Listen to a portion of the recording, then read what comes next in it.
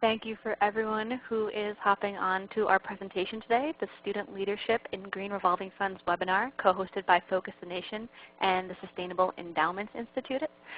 Leading off will be Jessica Early, Programs Director at Focus the Nation. So right now, Jessica, would you like to take it away? Hi, everyone. Welcome to the Green Revolving Fund webinar focusing on student leadership opportunities. So to start off, I'm going to quickly go over the agenda for this webinar. First, we'll do an introduction of the presenters you'll be hearing from, and just a little bit more about Focus the Nation and the Sustainable Endowment Institute. And then after that, we're going to be talking a little bit about what is a Green Revolving Fund, just to set some groundwork. And then we're going to move into some examples of student leadership in Green Revolving Funds. So you'll be hearing about the process the University of Utah has been undergoing in establishing a Green Revolving Fund, as well as the University of Tennessee, Knoxville. After we hear from about those universities, we'll go over some resources to get you started. There's Grading the Bottom Line, which is a great report done by the Sustainable Endowment Institute that has a lot of facts and figures, and they have some other resources that can help you get started. And then also talking about Focus the Nation's Forms to Action program, which provides some student leadership development support that could actually help you in the process of getting a GRF started. And then after our presentation, we'll have time to answer your questions. During the presentation, if you have any questions, feel free to chat them in before you forget them. If it's a question that we're going to be addressing later on in the presentation, we'll just hold off on answering it. But if it's a question that is relevant to one of the presenters, then my colleague Emily will help facilitate that. So if we could go to the next slide, I'll let you know who you're hearing from.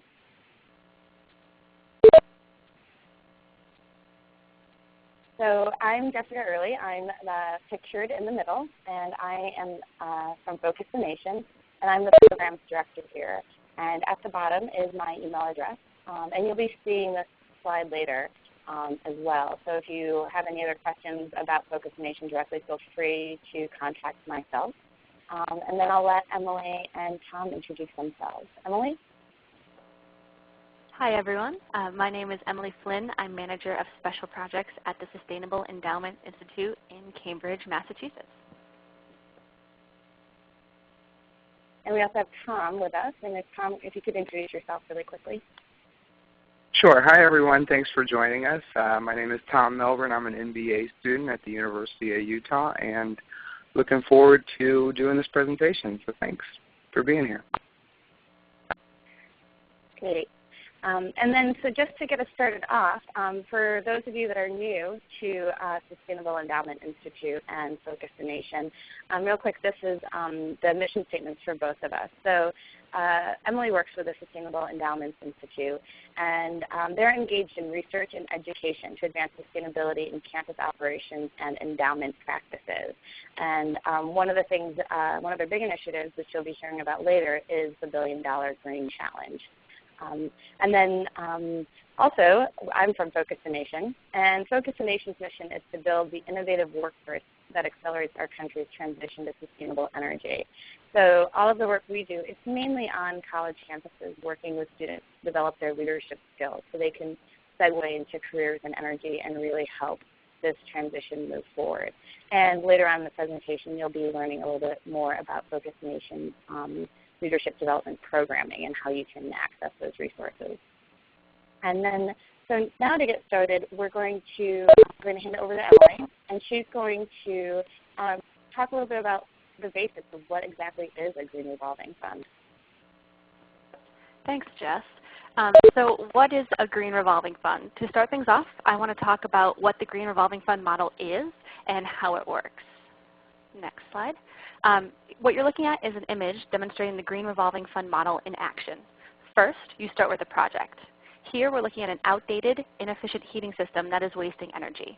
We can apply to our Green Revolving Fund for financing for a higher efficiency heating system that you can see in step 2, which will help reduce our campus's energy use. As the energy use is being reduced, the resulting cost savings from reduced operating bills can be captured and then revolved back to the fund, step 2 to step 3. Step 3 shows how the energy use decreases, the red line, financial savings increase, the green line, and that money goes back to the fund to finance another project that can demonstrate energy or resource use reduction strategies. While originally we invested in a heating system, that money can go towards a new composting system, a campus garden, other heating upgrades, lighting upgrades, or water efficiency measures. Typically, schools send about 50% back to the Green Revolving Fund to pay back the loan, and then they can use the other savings elsewhere if they need, such as to grow their fund to be able to finance larger, more capital-intensive projects, or they can be sent back to the general budget or wherever the financial need may lie.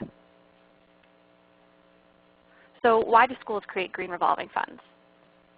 There are many benefits that schools report when they operate Green Revolving Funds, and here are just a handful of some of the most common benefits that we hear from schools: student benefits, campus benefits, and financial benefits. For students, these include new learning and leadership opportunities.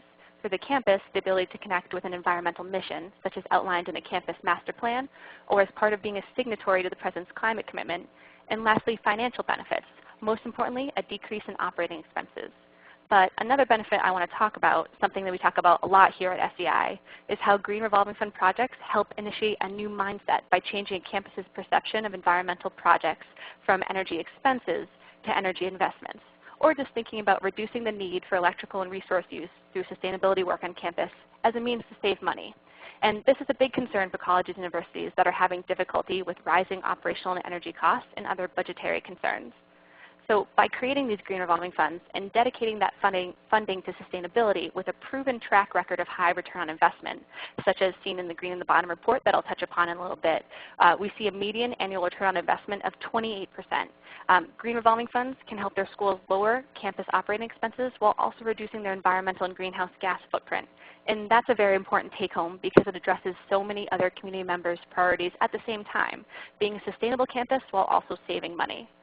So now I'd like to hand it over to Tom from the University of Utah, who will tell us more about what creating a Green Revolving Fund looks like on the ground. Tom? Excellent. Thank you, Emily, and thank you, Focus the Nation, as well for hosting this and asking me to participate. I'm just going to talk a little bit about my experience with the Green Revolving Fund at the University of Utah and how we sort of got into it. But first, I'll talk a little bit about my experience with alternative energy and raising funds for a couple projects on campus. About a year ago when I started working with Focus the Nation, we outlined a few projects that seemed viable and through which I raised about $250,000 for some solar projects on campus.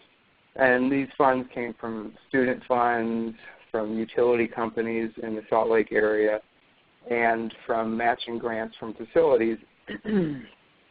And after completing these projects, some of which are still underway, but in retrospect, after looking back and seeing the impact these projects had on the overall energy consumption at the school, I realized that this wasn't enough. And I mean, it was a significant investment to do, but it wasn't really capturing what I was really going after. So after learning about the Green Revolving Loan Fund from Mark Orlowski, who's also a part of the Sustainable Endowments Institute, I decided to really take this seriously. And as energy generation represents the number one, or at least large portion of energy or greenhouse gas emissions, I saw this as just a great project to pursue. And given that the facilities and campus buildings need considerable retrofit, like Emily said earlier, it just seemed like the best way to tackle this. And I'm sure at other universities as well, some of the campus buildings are probably decaying, just like they are here.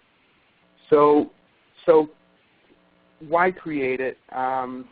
You know, with the Climate Action Plan, I'm sure other universities as well have other similar ambitious plans to tackle environmental goals and whatnot. But at the University of Utah, we have a Climate Action Plan which outlines, you know, we need to cut 20% of our energy use by the year of 2020.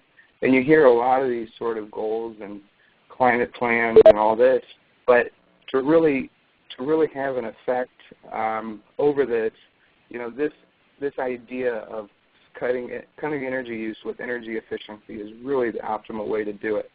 Cutting energy expenditures significantly lowers operating costs, like Emily said. And, for students who are paying some of these bills, usually not very much, this can also help out in that. And so the financial aspect about it, too, for the university, which is a benefit, is the return on the investment for upgrading these buildings. And what that means is we capitalize on the building expenditures, which means they become more valuable, and in turn, they're returning on that initial investment. So the process that I went through to do this was I wanted to explore and see what was out there and see what other people were doing and how it was working for them and what didn't work. And that was through the Sustainable Endowments. They have multiple resources, which I'm sure we'll get to later, that you can look at. But I used these, and they were pretty invaluable to gaining the insight I needed into the funds, endowments, investments, and all sorts of things that are out there for these opportunities. And then what I did was I gathered, compiled data of the energy consumption, expenditures, and other sort of revolving funds that were already initiated. And so this is kind of an arduous task for someone to undertake, but it really kind of helps paint the picture. I believe the University of Utah spends about $20 million a year in energy bills. So armed with that knowledge, and then you can start to kind of see how devoting some money towards a revolving loan fund could help take that energy bill down. It is significant. And then I worked to engage stakeholders. I started with university students, faculty, staff, and just kind of worked my way up to the student body government, and then now currently trying to work with the board of directors and administration. And then there's another interesting note of creating a GRF at this current time, and there's a lot of talk going on right now about divestment. And if you follow 350.org and Bill McKibben and these other organizations that are saying to divest endowments from fossil fuel commodities and that sort of thing. And there's a big push right now, and I find it very interesting kind of tying these two concepts together. Is you have one side saying, let's divest the endowment. And what we're saying over here is invest the endowment. And so I think if we can maybe start to think how we can bridge these two concepts together, I think the argument for revolving loan funds could become very impactful and could really start to see it take off. And it all starts with the students. At least at the University of Utah, if the administration is not listening to what the students have to say, then they're not doing their job. So what I did was I worked with the student government, and I got the support of the student body president, and we passed the bill through the student body that just said this is what we suggest we start doing with the endowment. And then we went from there to just gain the attention of all the necessary stakeholders. And so who are the stakeholders? Obviously the facilities people, the engineers, the energy managers, the office sustainability people, and because they know the most of what really are undermining, principles of how the energy system works on campus. So engaging with them first is something I highly recommend. And then going for the students. And this is sometimes not an easy thing to convey with the investments and revolving loan funds, but being able to have a sound and clear argument is something that's absolutely critical. And so that's one thing I highly recommend as well. And then somehow gaining the attention of the board of directors and the university president. That's something I'm working on now, which isn't always easy. And then also speaking with investment companies, financial gurus, and these sort of people to kind of gain their insight on the more financial aspects of a revolving loan fund. And this is partly why I decided to go after my MBA, was just because of the excitement and sort of the impact we can have on some of the environmental goals and agendas that we have set. And I think this is a really great way to do it. So yeah, the tips and tricks, what happens if we do, what happens if we don't. If we do, we save money and we go along with some of the outlines that we've set to move forward with our agenda. And if we don't, we can expect energy costs to rise, buildings deteriorate, and who knows. So how do we get there? And I think this is the way to do it. With the University of Utah has outlined 20% energy cuts by year 2020. That's going to require considerable amounts of money, and I think it's around $80 million up front. So what I outlined was, I said, let's just invest around $1 million a year from the endowment, and that's just a suggestion that I had come up with after analyzing all the energy goals and consumption on campus. And other tips, just follow up and continue to stay enthusiastic and generate the attention and just keep the idea alive is, I think, one of the harder things to do as I've seen time progress and, get all this attention and then kind of let it slide by. But to remain on top of everything is the number one thing, I think. So if you have any other questions, though, for me and you don't want to ask them on here, feel free to take my information down, and I'd be happy to speak with you further. And again, thank you to Sustainable Endowments and Focus the Nation for asking me to partake in this.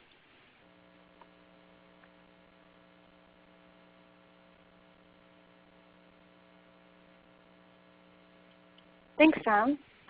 So this is Jessica speaking again, and Tom will be on the presentation till the end. So if anybody has any questions or more information they'd like from Tom during this webinar, you can chat in your questions, and he can respond to them at the end of the presentation. But now I'm going to be talking a little bit about the University of Tennessee, Knoxville. One of the student leaders that we work with here at Focus the Nation was unable to actually join us today because it's the first day of classes. And so we definitely think academics are pretty important. But we've been working closely with him for over a year as well. His name is Nick Alderson, and he's a focus coordinator with Focus the Nation.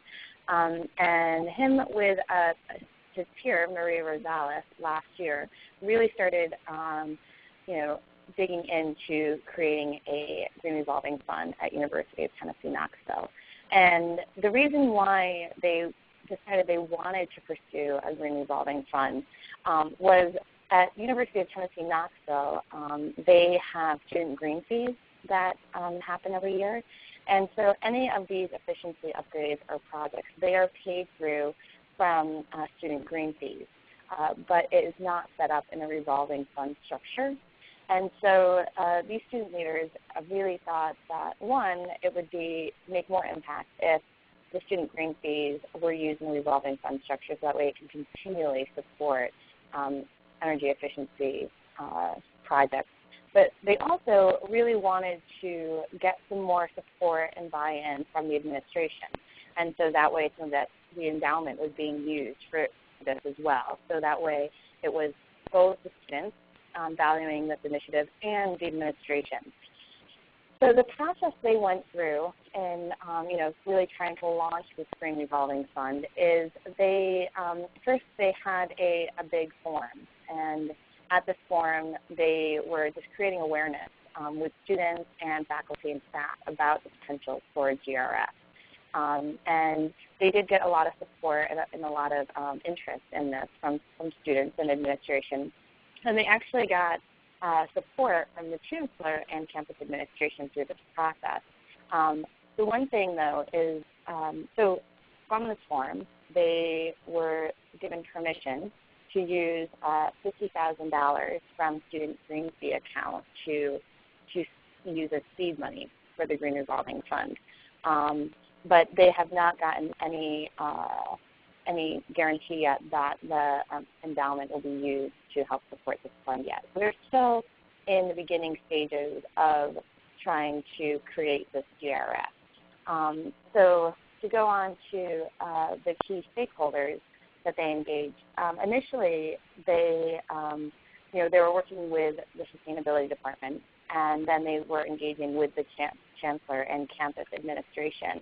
And they had met with the vice chancellor for finance.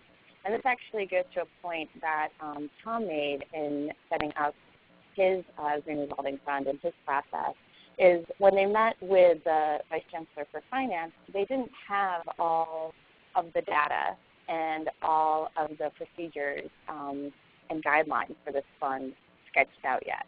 It was still in the idea phase. And so they didn't really get too far with the chancellor for finance because they didn't really have that much data created yet specific to the University of Tennessee, Knoxville. So they did have great examples of successful projects, and they had some guidelines prepared, but I don't think that they had the stuff ready yet that was particular to the University of Tennessee, Knoxville. So after that, they really engaged on their campus with facilities department. And so now they really have, that's a very key stakeholder for them, is working with facilities.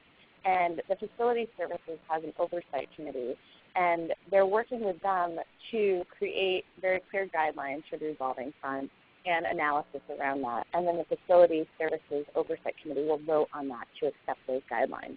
And that will be a really big step in getting this GRF funded. So, I mean, I think Tom made a good point that it is an arduous task in getting and collecting information about energy usage and emissions and potential return on investments for certain projects. But doing that legwork up front and getting support from the resources Sustainable Endowments Institute has or from Focus the Nation to help you along that way. But it is really important to really have your homework done before you get things started. And so in terms of tips and tricks, from Nicholas's experience so far, definitely is to do your homework and let the data speak for itself. Engage key stakeholders and create buy-in before you go all the way up to the very top administration. So then that way it's not just two really impassioned students, having this idea. It shows that there's a lot of people on campus that are very supportive of the Green Revolving Fund. Then, of course, always, follow through is a big thing, which is, definitely difficult for students when you have competing priorities for your academics and everything like that. So I'd also suggest that, you create a core team of students that help move this forward. And then the other thing that I just wanted to, point out that Tom had mentioned was in terms of the fossil fuel divestment campaign. I think that is a fantastic campaign. But one of the questions that we ask is, well, then, what do you do with the money? And I do think that Green Revolving Funds and the rate of return on investment and stuff is a really positive solution to present. So for those of you on the call that are really taking part in fossil fuel divestment campaigns on your campus, instead of just moving forward and demanding something, it's really great to offer a solution. And I think this is a really great solution, and it can be one of many solutions on how to use endowments in a more sustainable way. So if you guys have any other questions specifically about the University of Tennessee, Knoxville, definitely chat them in, and I'll try to answer them. But if I don't have the background information, I can always facilitate you getting in touch with Nick Alderson, the Focus Coordinator at the University of Tennessee, Knoxville, and he would be more than willing to answer any of your questions. So now we'll move on, and you'll hear a bit from Emily, and she's going to go over some of the resources that Sustainable Endowments Institute has that can help you really start framing the conversation on your campus and help show you what the results of Green Revolving Funds are. Great. Thanks, Jess, and thanks, Tom, for sharing some of the stories on the ground. What I will be talking about first is one of our biggest resources called Greening the Bottom Line 2012. So this document was published in collaboration with 14 partner organizations, including our co-host today, Focus the Nation. And a little bit about the methodology before we dive into the fast facts and the interesting stuff that everyone wants to hear about. We basically identified over 90 institutions in 2012 that had used some sort of a funding model that appeared to accrue cost savings from projects targeted at energy or resource reduction. So that was based on a survey, and from that survey we identified 76 campuses that operated or committed to operate 79 funds across the United States and Canada. And the reason why we have 76 campuses but 79 funds is that some schools like Grand Valley State University in Michigan, Western Michigan University, and Stanford out in California actually chose to operate a second fund based on the financial and environmental success of the first fund, and that second fund targets a different environmental priority or funding scope. So I'm going to launch into some of what we found over the course of Greening the Bottom Line. So what you're looking at right now is some of the general trends that we found. I mentioned the 79 Green Revolving Funds, and we had a pretty much even split at public and private universities, 42 private, 37 public, and Green Revolving Funds represented in 31 states across the country. And that's pretty great because it's not a geographically limited type of funding. It can really work at many different types of institutions, whether they're wealthy, tiny, community colleges. We really see great success at a myriad of schools. And so this slide talks about the general trends, but some of the biggest trends that we saw inside Green the Bottom Line were that there was a 15-fold increase in the number of Green Revolving Funds on campus over the past decade, and 36 new Green Revolving Funds have been created since early 2011 when we published the first Green in the Bottom Line report, which is also available on our website, greenbillion.org. So collectively, these 76 campuses have funded over 900 energy efficiency projects and committed more than $111 million in capital towards sustainability work. And again, all of these slides will be available on Focus the Nation's website and Sustainable Endowments website in the future, so you don't have to manically write down all these facts. And again, all these facts will also be available in Greening the Bottom Line report, which is available for free online. So next I'm going to jump into some common projects. We heard a little bit about Nick's and Tom's work, and these are just some of the most typical projects that we do see: lighting upgrades, water reduction technology, campus garden. And so again, all these slides will be available online. But the important take home here is that any project that can demonstrate a financial and environmental impact is a perfect candidate for a Green Revolving Fund project. So at greenbillion.org, we have 9 case studies available that look at specific schools and how they operate their Green Revolving Funds. And the reason why we chose these 9 schools is that Green Revolving Funds can be adapted to the institutional priorities, funding availability, and who is working on them. And so because of those factors, they can take many different forms depending on the school. But at the end of the day, they're all revolve the savings from their sustainability work on campus back to the fund. So in addition to these case studies, we also have a series of student-authored white papers available online. The first such paper is authored by a current junior at the University of Michigan and explores student-led Green Revolving Fund projects as well as tips and strategies, some of what you heard today from Tom and from Jess. The second white paper that we have is authored by a current senior at Williams College in Massachusetts and looks into energy and resource use reduction projects inside food and dining areas specifically, and we'll be publishing that paper online within the next 2 weeks. The last white paper will be coming out sometime in February, and it's from a former student at Boston University, and will report on how schools without large financial resources or large endowments are able to fund sustainability projects through the Green Revolving Fund model. So we've talked a lot about Green Revolving Funds, and I want to take a step back and talk more about why I personally am here today. I'd like to talk briefly about the $1 Billion Green Challenge. It's a project of the Sustainable Endowments Institute, and we basically created this challenge to get colleges, universities, and other nonprofit institutions to commit to invest a collective $1 billion in energy and resource use reduction projects. We launched in October of 2011, and since then have 41 colleges and universities participating, and collectively they're investing a cumulative $76 million through Green Revolving Fund financing. And though we're not quite at $1 billion, we're currently working with more colleges and universities through consultation, use of the Green Revolving Investment Tracking System, which is an online tool for Green Revolving Fund operation, management, and real-time cost and energy savings. And we also connect schools to a wider network of Green Revolving Fund institutions so that they can share advice, best practices, obstacles, and successes in the field. Also included on the slide is one of the most significant publications that's coming out of the Sustainable Endowments Institute, and it will be available next Wednesday, January 16th. It's called The Green Revolving Funds, An Introductory Guide to Implementation and Management. And that's going to be a great resource for any students or staff looking to launch a Green Revolving Fund. It's going to include research and strategies from those who have already been there, including interviews with sustainability coordinators, directors of facilities, vice presidents of finance and other high-level admins, college presidents, and students. And so for more information on that, or to just be notified when that publication is available, you can email me directly at emily@endowmentinstitute.org, and my contact information will be available at the end of this presentation as well as the other presenters. So with that, I'll hand the torch back over to Jessica, who will talk more about the good work that's due at Focus the Nation. Jessica? Hey.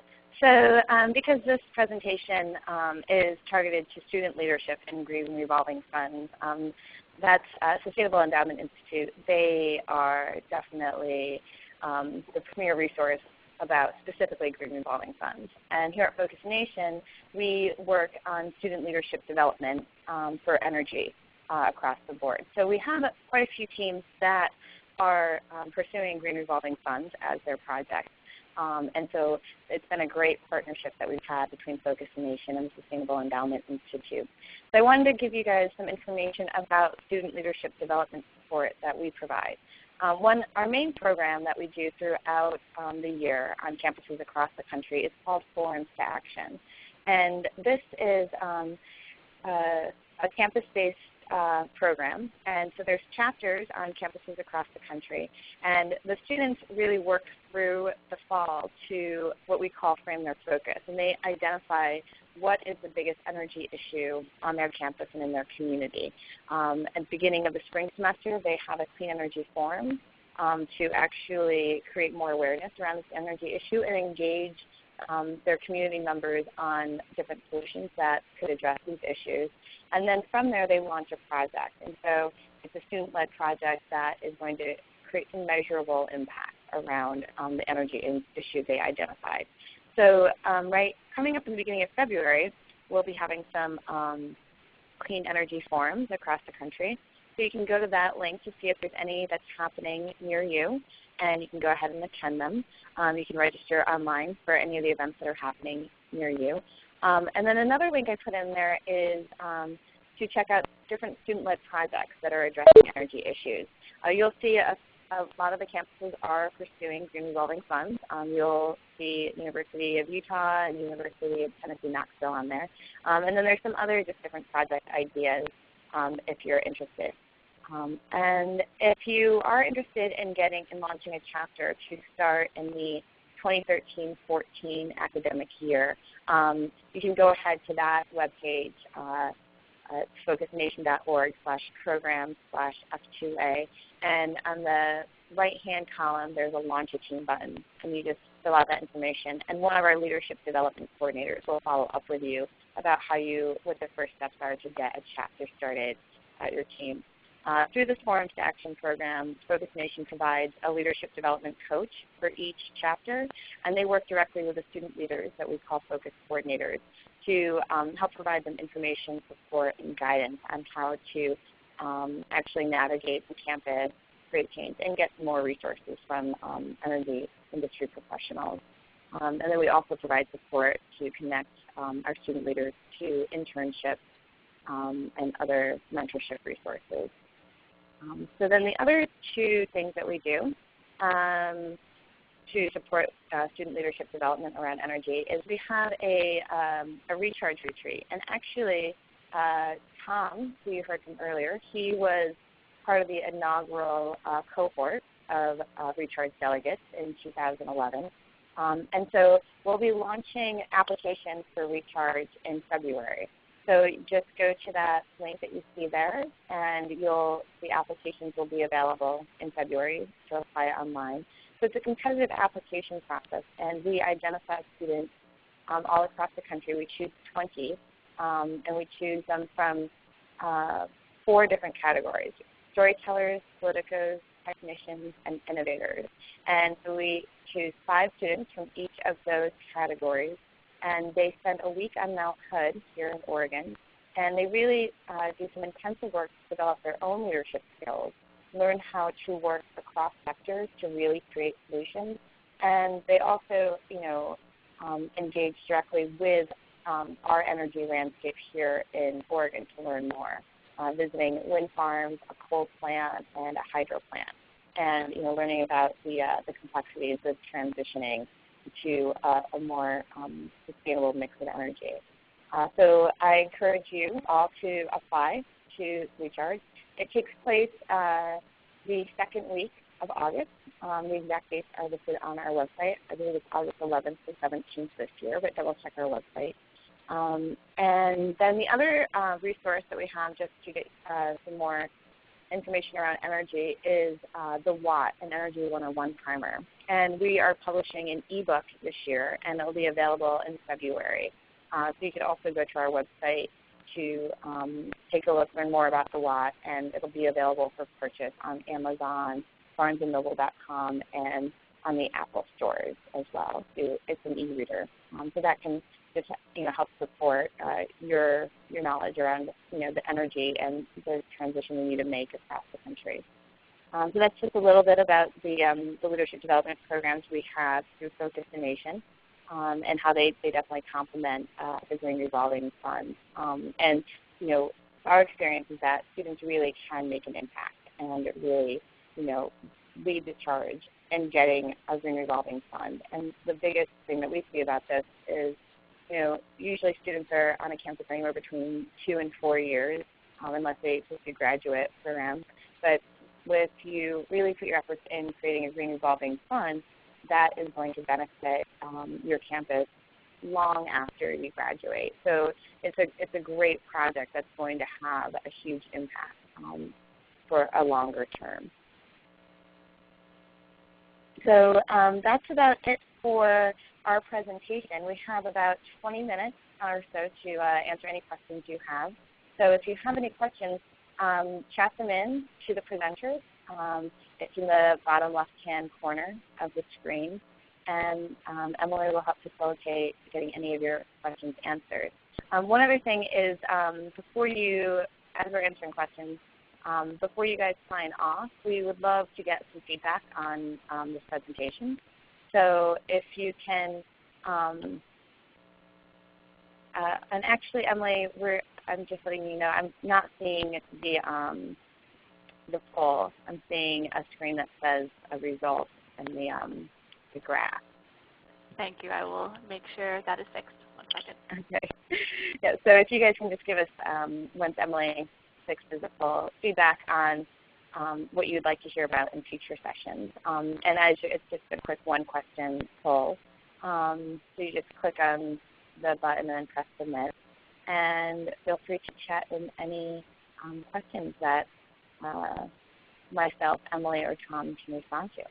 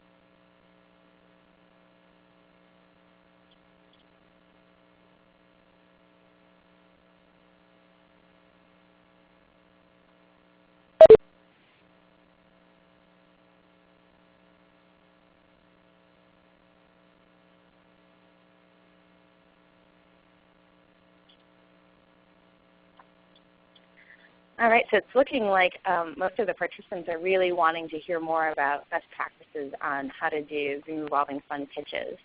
And so that's really good to know. And we could definitely work together, the Sustainable Endowment Institute and Focus Nation, to create a webinar of best practices and examples that have been successful for students actually getting a GRF pitch to their administration. In terms of more student stories, as you heard Emily say, there's going to be some white papers on that are coming out in the next few weeks on their website, Green $1 Billion Challenge. So definitely keep checking back there. And then also for more student stories, if you go to our projects page on the forums on the Focus Nation website, focusnation/program/2A/projects. I know it's pretty long. You can see some other examples of students pursuing Green Revolving Funds. And then in terms of how to connect with other students, definitely with the Focus Nation through our F2A program, we definitely address that through that program. So if you're interested in learning more, I encourage you to go to our website and launch a team. And so even if you don't want to launch a team for next year, if you press that button, we'll definitely have our leadership development coordinators get in touch with you. And if you're not ready to start a chapter, they can at least talk to you and give you some tips on how to engage with other students to really start moving this forward. Excellent. Jess, we have two related questions about endowments, so I'm going to answer them both at the same time. They're from Jamie and Ronald. The first question is, where can I find more information about how endowments work on campuses? And the second one is, do you know of any other resources for other investment alternatives in the endowment? And those are really great questions. Two resources that I would suggest. One would be greenreportcard.org. It has one of the categories as endowment investing. So it's a survey of all college universities, the 300 wealthiest college universities in North America. So if you skip through to the endowment category, it looks at a few different areas of endowment investing, endowment transparency, shareholder values, investment priorities, shareholder engagement. So I would take a look there. You could get a feel for how colleges invest, what kind of information is out there. You can look at your school. You can look at a ton of different schools in the United States. The second resource would be Responsible Endowments Coalition, and they've done a couple publications about what responsible investment looks like, especially from a college university. So I would definitely head there. They're endowmentethics.org, endowmentethics.org, and they were also a partner on Greening the Bottom Line report.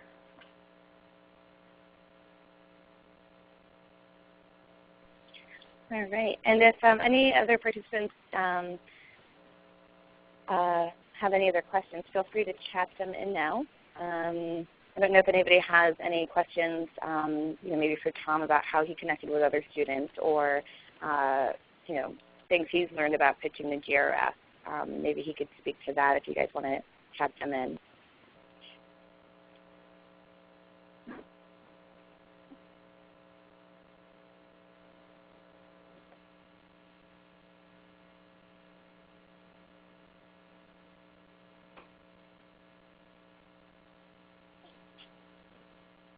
All right.